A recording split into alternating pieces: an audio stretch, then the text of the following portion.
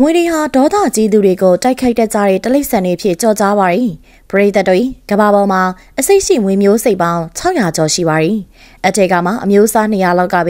ကိုက်ရင်လူကိုသိဆုံးနိုင်တဲ့အထိဖြစ်စေရပါအဲ့ဒါကြောင့်မွေတွေဟာပရိသတ်တို့အကြောက်ဆုံးတလိษံမဟုတ်ရင်တောင်မှအချစ်ဆုံးတလိษံစီးရဲနေတော့သိချပေါက်ပါမှာမဟုတ်ပါဘူးဒီဗီဒီယိုထဲမှာတော့ကမ္ဘာအကြီးဆုံးမွေတွေအကြောင်းကိုပရိသတ်တို့အတွက်တင်ဆက်ပေးမှာဖြစ်ပါရီနံပါတ်5ဘာမီစပိုက်သွန်သို့မဟုတ်ဗမာစပတ်အုံမွေအမေရိကန်နိုင်ငံမှာရှိတဲ့ဖလော်ရီဒါပြည်နယ်ဟာအပန်းဖြေဥယျာဉ်နဲ့လိမ္မော်သီးတွေနဲ့ကမ်းခြေတွေပြင်ရွှွညွန်တွေပေါ်များတဲ့နေရာဒေသဖြစ်ပါရီအဲ့လိုရွှွညွန်တွေပေါ်များတဲ့ဒေသမှာမွေတွေမိချောင်းတွေလိုအစိတ်ရှိတွားတရဝအများစုနေထိုင်ကျစားလေးရှိပါရီဖလော်ရီဒါမှာရှိတဲ့ဒီမိုဆိုးတွေဟာ18ပေရှည်ပြီးတော့139.8 ပေါင်ရှိတဲ့ဗမာစပတ်အုံမွေကြီးကိုဖမ်းမိခဲ့ကြပါရီစပတ်အုံမွေလို့မွေတွေဟာပုံမှန်အားဖြင့်တော့ရွှွညွန်တွေထဲမှာနေထိုင်ကြတဲ့မွေမျိုးစားတွေမဟုတ်ပါဘူး1992ခုနှစ်မှာသူတို့ရဲ့တဘာဝလျောက်ကျက်စားရာဒေသကဟာရီကိန်းမုန်တိုင်းတန်ကိုတင်ပြီးတော့ပျက်စီးသွားတာကြောင့်အဲ့နေရာကိုရွှေ့ပြောင်းနေထိုင်ခဲ့ကြတာပဲဖြစ်ပါရီဖမ်းမိတဲ့အချိန်မှာမွေဟာကိုဝင်ရှိနေခဲ့ပြီးတော့ဘိုက်ထဲမှာအိုပေါင်း83ဦးရှိနေခဲ့ပါရီဒီမွေဟာဘသူ့ကောင်မှအန်နီယမပေးဘဲနဲ့သူ့ဘာသာချက်စားနေကြတာဆိုပေမဲ့လည်းစပုတ်အုံမွေတွေဟာအန်နီယအများဆုံးတလိษံနေတဲ့ကတကောင်ဖြစ်ပါရီသူတို့ဟာအုပ်စုဖွဲ့ချက်စားကြတာမျိုးမရှိဘဲတကောင်နဲ့တီးတန့်နေလေးရှိကြတဲ့မွေတွေဖြစ်ပါရီ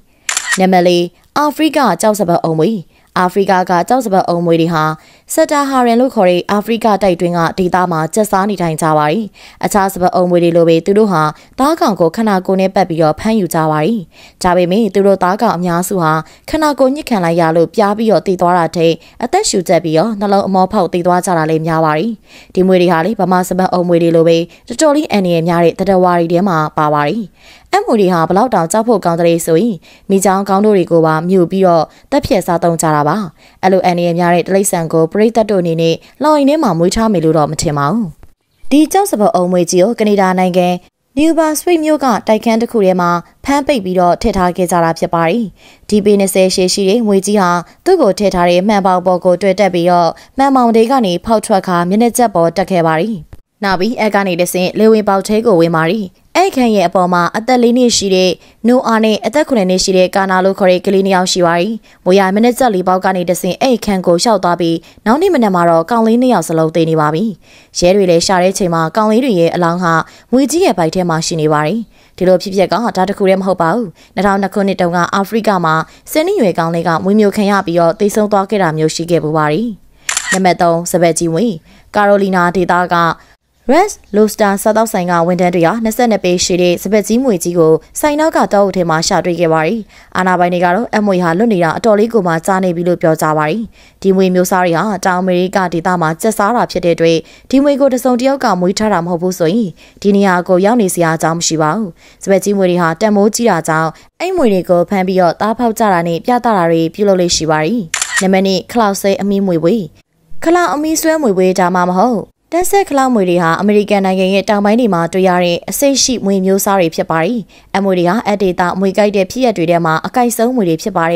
ီအမွေတွေဟာအမေရိကန်မှာဒေါသထွက်လွယ်ပြီးတော့လူတွေကိုအကြိုက်ဆုံးမွေမျိုးစိတ်ပဲဖြစ်ပါရီသူတို့ဟာရန်သူကိုတွေ့ပြီးဆိုတာနဲ့အမောက်ထောင်လာတက်ပြီးတော့ပေါက်တက်ပါရီတောက်တက်သမားအများစုဟာအဒေတာမှာတောင်တက်ရင်းနဲ့ဒီမွေကိုအများဆုံးတွေ့ရတတ်ပါရီအဲ့မွေတွေဟာနှလန်းသွားတစ်ခုရဲ့4ပုံပုံ3ပုံလောက်အရှိရှိရလို့ဆိုပါရီဒီခလောက်ဆွဲအမီမွေပွေးတွေဟာအစိတ်ပြင်းတဲ့ဟီမိုတောက်ဆင်တွေကိုထုတ်လွှတ်ပြီးတော့သွေးနီဥတွေနဲ့တစ်ရှူတွေကိုပျက်စီးစေပါရီအကြိုက်ခံရလို့ချက်ချင်းစီကူးသားမှုမခံဘူးဆိုရင်တော့မင်းမျောတာကနေအသက်သေဆုံးတဲ့အထိဖြစ်စေနိုင်ပါရီနံပါတ်1ကွန်ဂိုနိုင်ငံကမွေကြီးပုံမှန်ထက်ကြီးမာတဲ့တွားသားတဝါတွေကိုကဘာကြီးရဲ့ပူပိုင်းဒေသတစ်လျှောက်မှာပို့ပြီးတော့တွေ့ရတတ်ပါရီဒီလိုမျိုးကြီးမာတဲ့တွားသားတဝါကြီးရဲ့ဓပုံတွေကိုတောင်အမေရိကနဲ့အာဖရိကဒေသတစ်လျှောက်မှာတွေ့ရှိရတတ်တာဆိုပြီးတော့ဓပုံတွေမကြမခဏပေါ်ထွက်လာတတ်ပါရီကာနယ်ဒန်မီဖွန်လာဟာဘယ်ဂျီယံနိုင်ငံကလေယာဉ်မှုတယောက်ဖြစ်ပြီးတော့ဒုတိယကမ္ဘာစစ်မှာတာဝန်ထမ်းဆောင်ခဲ့ပါရီ1959ခုနှစ်မှာတော့သူ့ကိုကွန်ဂိုနိုင်ငံကိုမီနာဒေတာလေတက်စခန်းကိုတွားရောက်စေခဲ့ပါရီသူရဲ့မစ်ရှင်ကနေရဟတ်ယာဉ်နဲ့ပြန်လာချိန်မှာအပေါက်ကြီးတစ်ပေါက်ကနေကြီးမားတဲ့ကွန်ဂိုမွေကြီးထွက်လာတာကိုမြင်တွေ့ခဲ့ရပါရီအမွေကြီးဟာပေ90လောက်ရှိတယ်လို့သူကဖော်ပြခဲ့ပြီးတော့ရှောက်ဖွေတသမမွေထဲမှာအကြီးမားဆုံးလို့ပြောလို့ရှာပါရီသူကအမွေကြီးကိုတွေ့ရနေရဟတ်ယာဉ်ကိုပြန်လှည့်ပြီးအနိကက်သွားကြီးကရဲရှင်ဘော်ကတခြားသူတွေကိုတပ်ပုတ်ရိုက်မှတ်တမ်းယူစေခဲ့ပါရီသူတို့ရဟတ်ယာဉ်ကတ်သွားတဲ့အခါမှာမွေကြီးဟာဆယ်ပီလာအပေါ်ကိုအမောက်ထောင်တက်လာပြီးတော့သူတို့ကိုထပေါက်မဲ့ပုံစံပေါက်နေခဲ့တာပဲကနေဟာအဲ့ဒါကြောင့်မလို့ပြန်လဲဖို့ပြန်လိုက်ပါရီပြန်ရောက်လာတဲ့အခါမှာဖမ်းယူထားတဲ့ဓာတ်ပုံကိုစစ်စစ်ကြည့်ပြီးတော့မွေရဲ့ရှောင်ကိုမြင်တွေ့ခဲ့ရပါရီ